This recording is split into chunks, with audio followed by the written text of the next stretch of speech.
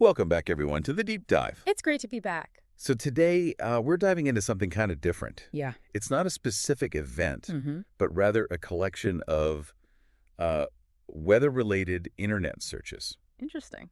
So think of it this way. These search terms are like a digital fingerprint, Okay. revealing what weather events and concerns were top of mind for people. Like a real-time pulse of public anxiety. Yeah, exactly. And we're going to analyze these searches to understand not just what people were searching for, but where. Got it. So geographically mapping out those weather worries? Right. And the first thing that really jumps out at you when you look at this data is the way certain locations are just like plastered all over these really intense weather terms. It's not just, check the forecast. Right. It's tornado warning, flash flood, very urgent specific stuff. So let's zoom in on some of those hot spots. What about Lake City, Arkansas? Oh, Lake City. Well, that's a cluster of tornado warning, Tornado, Arkansas. Wow. Even super specific, like Lake City AR. Lake City, Arkansas tornado. Oh, my goodness. Lake City tornado. I mean, the sheer volume there tells you something major was happening. Either a significant tornado event or an imminent threat that had everyone on edge. That level of hyper-local search activity is really telling. It's a community looking for answers in a hurry. Absolutely. Now, what about Nashville, Tennessee? Yeah. A similar, kind of broader story. Okay. You've got tons of tornado searches. Tornado Nashville, tornado near me, tornado outbreak, tornadoes today. But then you also see Nashville flooding mixed in. So a two-pronged weather threat? Right.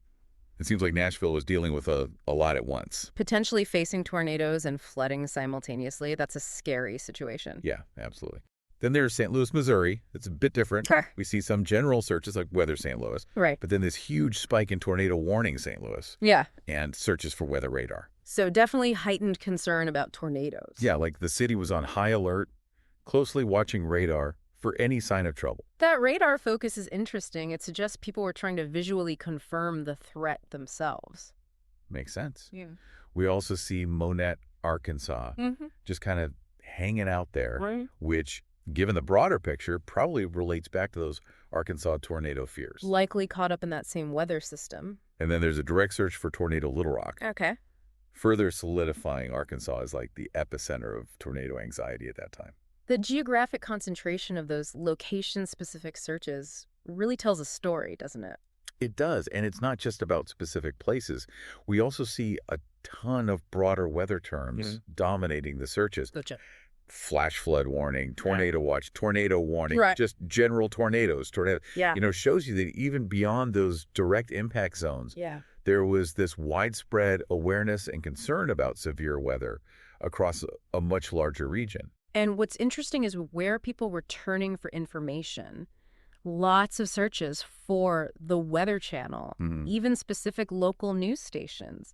It's a reminder of the trusted sources we rely on in those moments. Absolutely. And you also see searches for SPC, Storm Prediction Center. Okay. So people were definitely looking for official forecasts and updates, too. Yet seeking out those authoritative sources for confirmation. Right. And some of these search phrases, they just like grab you. Really? Where is the tornado now? Tornado near me. Is there a tornado warning near me? Oh, yeah. I mean, it's pure urgency. People in a very real, immediate situation, needing information fast, potentially life-saving information. It really puts you in their shoes, doesn't it? That sense of fear and needing to know what's happening right now. Totally. And then finally, we see a sprinkling of other locations. You've got weather, Louisville, KY, weather, Columbus, Ohio, Fort Wayne weather, even weather, Charlotte, NC, and weather, Lebanon, TN. So a wider geographic spread? Right. This could be the outer edges of that big weather system we were talking about. Makes sense. We're just, normal weather curiosity. Right. People checking their local forecasts. Those more scattered searches might just reflect typical weather information needs in those areas. Yeah, exactly.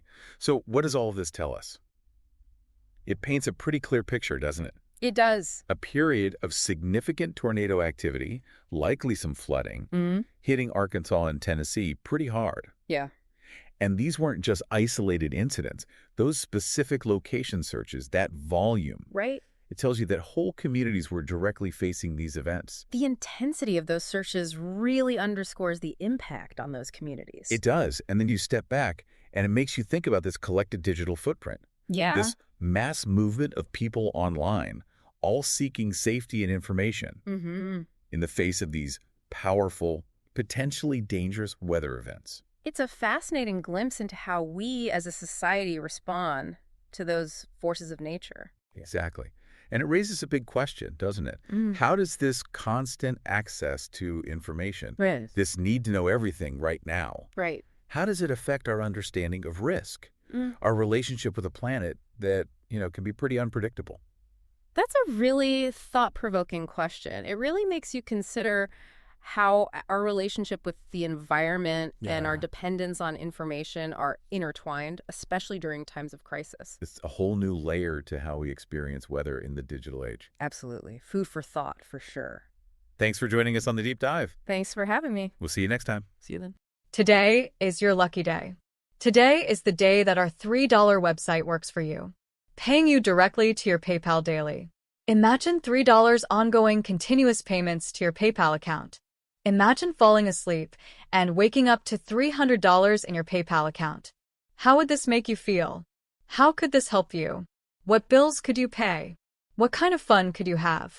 What does that retirement look like now? All for a one-time payment of $3. This website is DFY done for you, fully built and completely hosted, and never stops collecting payments for you. You have spent $3 on coffee on a regular, but that coffee won't help you create multiple streams of income. Click the link below.